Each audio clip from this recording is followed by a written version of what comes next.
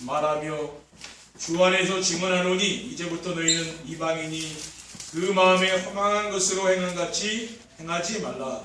그들이 총명이 어두워지고 그들 가운데 있는 무지함과 그들의 마음이 굳어짐으로 말미암아 하나님의 생명에서 떠나 있도다. 그들이 감각 없는 자가 되어 자신을 방탕에 방임하여 모든 더러운 것을 욕심으로 행하되 오직 너희는 그리스도를 그같이 배우지 아니하였느니라. 진리가 예수 안에 있는 것 같이 너희가 참으로 그에게서 듣고 또한 그 안에서 가르침을 받았을진데 너희는 유혹의 욕심을 따라 썩어져가는 구습을 따르는 옛사람을 벗어버리고 오직 너희의 심령이 새롭게 되어 하나님을 따라 의와 진리의 거룩함으로 지으심을 받은 새 사람을 입으라. 아멘. 아멘. 오늘은 나의 새틀이 갖춰지는 전도자의 삶이라는 제목으로 하나님의 말씀을 전하도록 하겠습니다. 할렐루야. 아멘. 옆에 계신 성도님들과 인사를 나누겠습니다. 전도자의 삶으로 세상의 수금과 빛이 됩시다. 전도자의 삶으로 세상의 수금과 빛이 되는 교회를 만듭시다. 전도자의 삶으로 세상의 수금과 빛이 되는 교회를 만듭시다. 전도자의 삶이란 강단에서 선포되는 말씀을 따라 사는 것입니다. 아멘. 금년을 시작하면서 하나님은 우리에게 전도자의 삶으로 세상을 살리는 소금과 빛이 되는 교회라는 말씀을 주셨고 본부 메시지를 통해서 옛틀을 깨뜨리고 새 틀을 갖추라는 말씀을 주셨습니다. 그리고 지난 화요 집회 때의 전략회의 메시지에서 교회가 무너지는 시대에 교회를 회복하기 위해 안 되는 나의 옛틀을 깨뜨리고 새 틀을 갖춰야 한다는 말씀을 들으면서 나도 모르게 새 틀이 갖춰져 있는 것을 알 수가 있었습니다. 그래서 말씀을 따라 사는 전도자의 삶은 안전한 것이구나 하는 것을 또 한 번 느끼게 되었습니다. 그래서 오늘의 말씀을 나의 새 틀이 갖춰지는 전도자의 삶이라고 정한 것입니다. 틀이란 무엇입니까? 잘 고쳐지지 않는 오래된 습관이라고 할 수 있습니다. 그런데 전도자의 삶을 살았더니 잘못된 옛 습관이 없어지고 새로운 좋은 습관이 자리를 잡은 것입니다.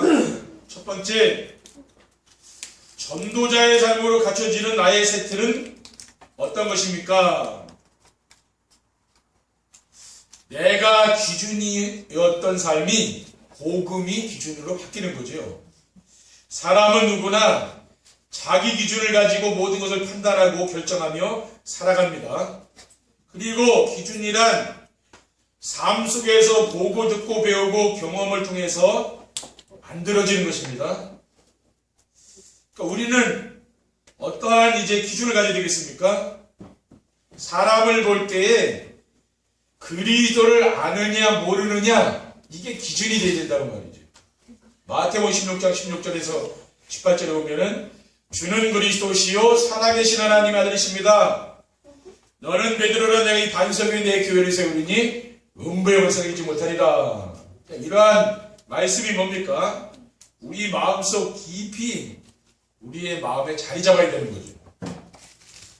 그리고 그리스도를 아는 사람을 만나면은 그리스도를 포럼하는 거죠. 그리고 그리스도가 무엇입니까? 하나님이 우리와 함께 하시기 위해서 주신 언약의 말씀이죠. 우리가 그리스도를 붙잡아야 하나님이 나와 함께 하는 것을 내가 느끼는 거죠. 그래서 우리는 그리스도를 포럼하고 그리스도를 모르는 사람에게는 그리스도를 전달하면 되는 겁니다. 초대교회는 어떻게 했습니까? 사도행전 5장 42절에 보면 그들이 날마다 성전에 있든지 집에 있든지 예수는 그리스도라 가르치기와 전도하기 그치지 아니했다 그랬어요. 예수는 그리스도라고 가르쳤다 그랬죠. 우리 교회에 다니는 성도들이 많이 있지만은 예수님이 그리스도라는 사실을 아는 성도는 많지 않거든요. 우리는 이 사실을 우리가 전해줘야 되는 거죠. 왜 예수가 그리스도인가 그 이유를 전해줘야 될 거 아닙니까? 그리고 전도자의 삶으로 갖춰지는 나의 세트는 어떤 것입니까? 내 수준으로 살았던 삶을 복음의 수준으로 사는 것입니다. 기준이 보고 배우고 경험해서 만들어지는 것이라면은 수준이라는 것은 무엇인가 하면은 자신의 능력과 환경에서 만들어지는 것이라고 할 수가 있습니다. 전에는 자기 수준으로 살았던 우리가 복음의 수준으로 이제 살게 된 거죠. 우리는 뭡니까? 내 수준으로 사는 게 아니라 복음의 수준으로 사는 사람이잖아요. 하나님이 우리의 모든 필요를 알고 채우심을 믿으니 걱정하지 않는 거죠. 왜냐? 이제는 내 수준으로 사는 사람이 아니라 내 수준으로 살면 우리가 염려 걱정이 되지만은 이제는 몸이 하나님의 수준으로 사는 사람이니까 그렇죠. 빌립보서 4장 19절에는 나의 하나님이 그리스도 예수 안에서 영광 가운데 그 풍성한 대로 너희 모든 쓸 것을 채우시라고 했어요.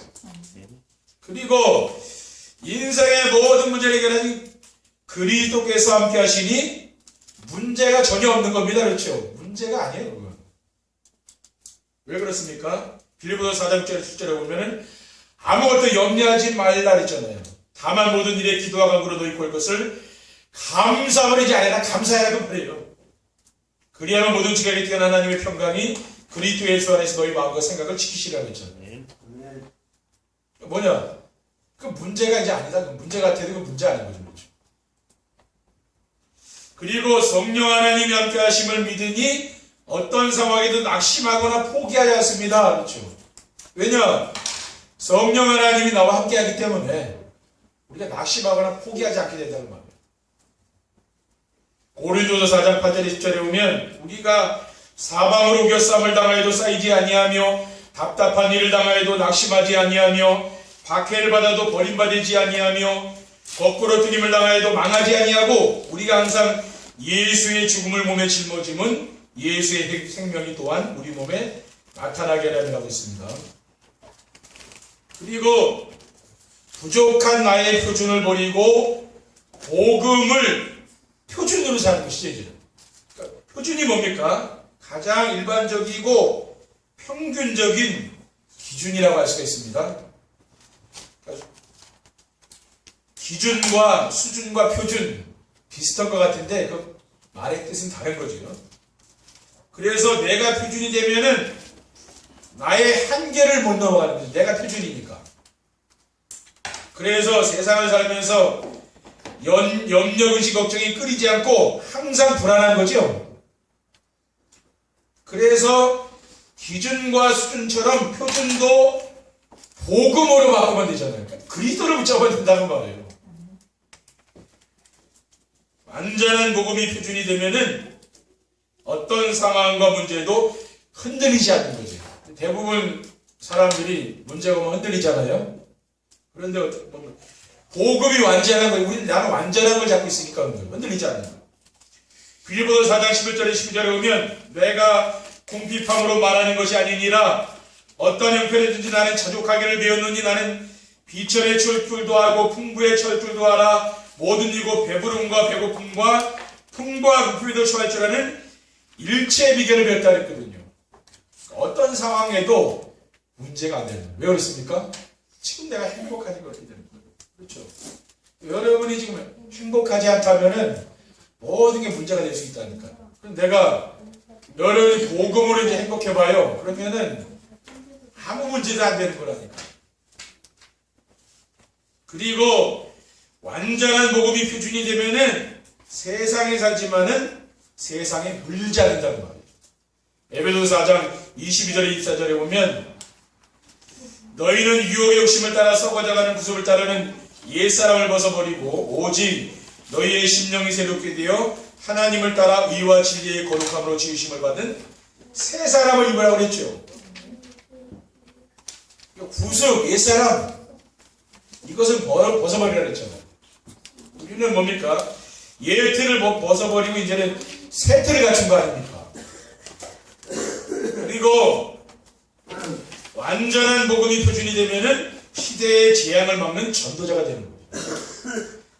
2장 보면은 그러나 너희는 택하신 족속이요 왕같은 제사장들이요 거룩한 나라여 그의 소유가 된 백성이니 이는 너희를 어두운 데서 불러내어 그의 귀한 빛에 들어가게 하신 이의 아름다운 덕을 선포하게 하려라 라고 했습니다. 하나님 우리를 왕으로 선지자로 제사장으로 우리 부른 거 아닙니까?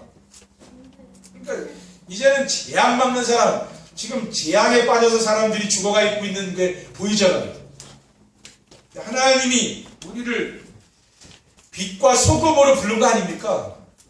우리는 내가 누구인가를 아는 거예요. 우리가 살릴 수가 있는 거죠. 두 번째, 전도자의 삶으로 나의 예틀을 갖추려면 어떻게 해야 됩니까? 세틀을 갖추려면 어떻게 됩니까? 복음이 오직이 될 때까지 전도자의 삶을 지속해야 된다. 우리가 왜 전도자의 삶을 지속하는 이유가 뭡니까? 복음이 아닌 다른 것으로 내가 복음을 알고 있기 때문에 이렇게 하는 거예요. 틀린 복음, 섞인 복음, 그렇죠. 잘못된 복음, 그런 게 많이 있거든요. 그게 복음이 아니라 우리는 뭡니까? 오직 복음이 돼야 된다고. 오직 복음. 복음이 오직이 될 때까지 전도자의 삶을 지속하려면은 매일 조용한 시간에 혼자서 정시예배 축복 드리는 겁니다. 이거밖에 없다니까요. 여러분이 매일 강단의 말씀을 듣는 정시예배에 성공하게 되면 어떻게 되냐면요, 오직 복음이 됩니다. 강단 메시지 안에서 하나님 주신 언약과 미션과 비전의 말씀을 붙잡기 위해서 정시예배에 도전해야 되는 것이죠. 정시예배는 말씀으로 함께 하시는 하나님을 체험하며 누리는 길입니다. 그리고 정시예배는 우리의 황폐된 마음이 치유되는 거죠. 황폐되니까 잘 기도가 안 되잖아요. 그리고 치유가 되니까 기도가 되죠. 그러면서 제자를 만나는 길입니다. 그러면은 말씀 안에서 하나님이 나와 함께 하시는 의리의 축복을 누리게 되는 거죠. 그리고 교회에서 성도들이 모이면은 강단 메시지를 가지고 서로 포럼을 합니다. 성도들이 받은 말씀을 포럼할 때에 하나님이 우리와 함께 하시는 임마누엘의 축복을 누리게 된다는 말이죠. 그리고 현장에서 만나는 사람들에게 복음으로 변화된 자기 인생 스토리를 전하는 것입니다. 자신이 그리스도를 모르고 살았던 시절이 있죠. 그리고 그리스도를 만나게 된 배경이 있지 않습니까? 또 그리스도를 만나고 난 이후에 자신이 어떻게 변했는가를 간증 형식으로 내가 정리해가지고 전달해주면 되는 겁니다. 그러면은 하나님이 언제 어디서나 항상 함께 하시는 원내스의 축복을 누리게 되는 것이죠. 그런데 교회 다니는 성도들 가운데에서도 아직 그리스도를 체험하지 못한 성도들도 있습니다. 그렇죠? 그분들은 이제 그리스도를 체험해야 되는 거죠. 그러니까 내 인생에 어려움이 올 때에 그리스도를 체험하게 되는 거죠. 그렇죠? 저는 그렇더라고요. 이제는 뭡니까? 그러니까 그리스도를 누리는 삶으로 이렇게 변화된 거죠. 지식으로만 알던 그리스도를 내가 정말 몸으로 체험하게 된 거죠. 이제는 그 그리스도를 누리고 뭡니까? 내가 그리스도를 전하는 이제 증인이 된 겁니다. 여러분들이 현장에서 그리스도를 지식으로만 아는 사람들이 있잖아요. 그런 사람에게 내가 체험된 복음을 얘기해 줘야 되는 거죠. 왜냐? 체험이 안 된 사람들이 있으니까. 그리스도를 지식으로 알아가지고는 하나님이 그 삶 속의 능력으로 역사하지 않잖아요. 그렇죠? 그리스도를 체험한 사람은 뭡니까?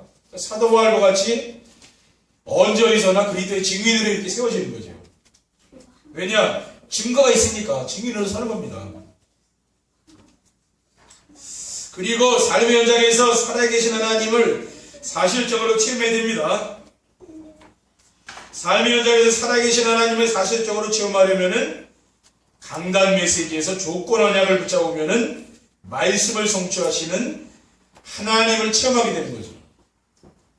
하나님은 지금도 우리에게 언약을 주시고 그 언약의 말씀을 성취하시는 분입니다. 그리고 강단 메시지에서 도전 미션을 붙잡으면은 지금도 구원 사역을 이루시는 하나님을 체험하게 되는 거죠. 디모데전서 2장 4절에는 하나님은 모든 사람이 구원을 받으며 진리를 하는 데 이르기를 원하신다고 했습니다.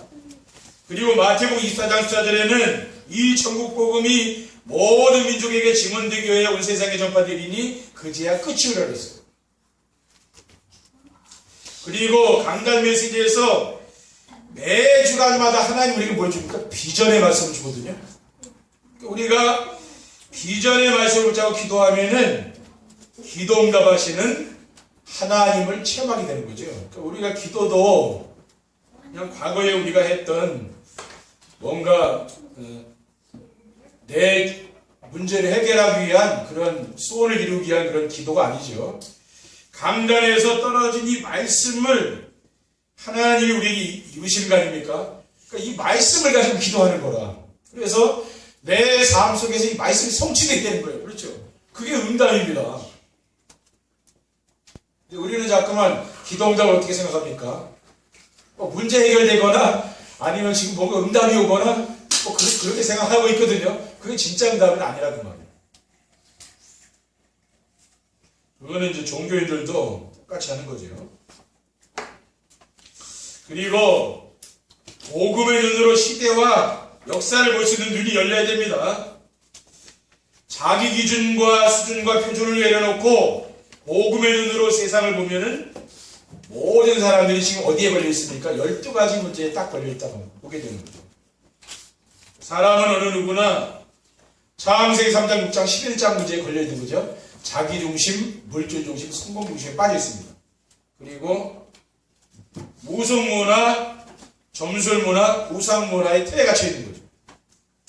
불신자의 6가지 상태인 운명과 사주팔자의 감옥, 이 올무에 딱 갇혀서 못 나오는 겁니다. 영적인 문제, 경제 문제, 또 자녀 문제, 또 가정 문제, 이런 문제로 어려움을 당하고 있는 것이죠. 그리고 복음의 눈으로 역사를 보면은 복음이 희미했다가 회복되었다가는 반복하는 거거든요. 그게 바로 역사를 보면 그렇습니다. 성경과 역사를 보면은 이 세상에 수많은 재앙과 전쟁이 있었습니다. 겉으로 보면은 강대국들이 일어나서 약한 나라를 정복하기 위해서 전쟁이 일어난 것처럼 보이지만은 복음의 비밀을 가지고 보면은 재앙과 저주와 전쟁은 언제든지 복음이 희미해질 때 나타나는 겁니다. 그럼 복음이 뭡니까? 복음은 하나님이 우리와 함께 하시면서 주신 언약의 말씀이죠. 우리는 그래서 복음을 잡아야 된다 그 말이에요. 구약시대의 하나님은 복음을 이스라엘 민족에게 주시고 그 사람들과 하나님이 함께 하셨다는 말이죠. 그게 바로 구약 성경입니다. 왜냐하면은 세상을 구원할 메시아를 보내주시기 위한 일이었죠. 그런데 이스라엘 민족들이 또 풍족해지면은 복음을 놓치는 거예요. 그렇죠? 또 자기 고난이 오면은 복음 붙잡고 또 풍요로워지면 복음 놓치고 항상 이게 반복된 겁니다. 지금도 마찬가지죠. 우리 한국교회가 진짜 풍요로워지고 있잖아요. 잘 살게 되니까 뭡니까? 이 언약이 자꾸 힘해지는 거죠, 지금. 한국교회가. 그러니까 종교가 되고 있는 거 아닙니까, 지금. 갈수록. 그렇죠? 그럴 때마다 하나님 뭡니까? 전도자를 일으켜서 하나님 복음을 지금 회복한 거죠. 그리고 복음의 눈으로 이 시대를 보면은 복음이 희미해서 재앙이 오고 있습니다. 우리 성도들은 뭡니까? 본인이 교회를 선택해서 가지만은 그 교회가 어떤 교회인지 모르잖아요. 그렇죠? 그러니까 그 목사님이 어떤 목사님이냐에 따라서 그 응답을 받고 있는 거예요. 왜냐? 결국은 그 말씀을 통해서 성도들이 죽고 사는 거거든요. 우리 교회는 강화에 많은 교회들이 있지만은요, 우리 교회는 유일한 교회입니다. 그렇죠? 우리는 이 주위에 있는 교회가 똑같은 교회가 아니에요. 오직 복음 전하는 교회거든요, 우리 교회는. 그렇죠? 왜 이렇게 합니까? 재앙과 저주를 막기 위해서 하는 거라니까요. 왜냐? 자꾸 재앙과 저주가 오거든요. 근데 사람들에게 모르잖아요. 그러니까 시대의 재앙, 재앙과 저주와 전쟁은 무엇으로 막을 수 있습니까? 오직 예수 그리스도로 막을 수 있다고 말이에요. 그렇죠. 다른 걸로 막을 수 없습니다. 세 번째, 전도자의 삶으로 나의 세트를 갖추면 어떻게 됩니까? 만나는 사람들에게 답을 줄 수 있어서 전도가 되어집니다. 이거 말하자면 3대전의 비전의 말씀이죠. 여러분이 이 말씀을 붙잡고 기도하면 이 말씀이 응답이 온다 그 말이에요. 나의 기준과 수준과 표준이 복음이 되면은 만나는 모든 사람들의 문제가 비어서 복음으로 정확한 답을 줄 수 있거든요. 그래서 전도가 되는 것입니다. 전도는 결코 어려운 것이 아닙니다. 정말 인생의 모든 문제가 하나님을 떠나면서 왔다는 사실과 하나님을 만날 수 있는 길이 오직 그리스도밖에 없다는 사실을 믿으면 되는 것이죠. 우리가 식당도 보면은 진짜 맛있는 그런 음식 하는 데가 있죠. 그런 데면 꼭 한 가지 하잖아요. 그렇죠? 한 가지. 한 가지 메뉴만 계속 나오는데 사람들이 엄청 옵니다. 왜? 맛있으니까 계속 오는 거예요. 근데 뷔페, 우리가 뷔페 가보시면 우리가 맛있는 게 별로 없더라고요. 뷔페 가면 먹을 게. 그렇죠? 가지수는 많은데 뭘 먹어야 될지 모르겠더라고요. 별로 맛이 없어가지고. 그냥 한 가지가 하나는 전문점이잖아요. 우리 교회는 어떤 교회냐? 오직 복음만 잘하는 교회라고 말해요. 그러니까 복음에 관심 없는 사람은 안 올 거예요. 듣다가. 그렇죠? 근데 뭡니까? 복음에 관심 있는 사람이 있거든요. 그런 사람을 지금 우리 교회는 모르는 겁니다. 왜냐? 그렇지 않은 사람 교회 오면 나중에 오면 더 큰 문제 일으킨다니까. 오직 복음으로 담나야지. 그게 안 되면 뭡니까? 더 큰 문제 일으키는 사람들도 교회에 많이 있다니까요. 근데 우리 교회는 뭡니까? 오직 그리스도로만 하는 거예요. 그래 하나님이 그 구원받을 영혼, 그렇죠? 또 이 복음 운동할 사람, 그 사람 오지 않겠습니까? 그거밖에 우리가 구별할 수 있는 방법이 없다니까요. 예배 시간마다 말씀 안에서 응답의 축복을 누리게 됩니다. 내 기준, 내 수준, 내 표준을 내려놓고 복음이 기준, 수준, 표준이 되면은 교회에서 나와서 예배 드리는 시간이 가장 행복하고 평안한 거죠.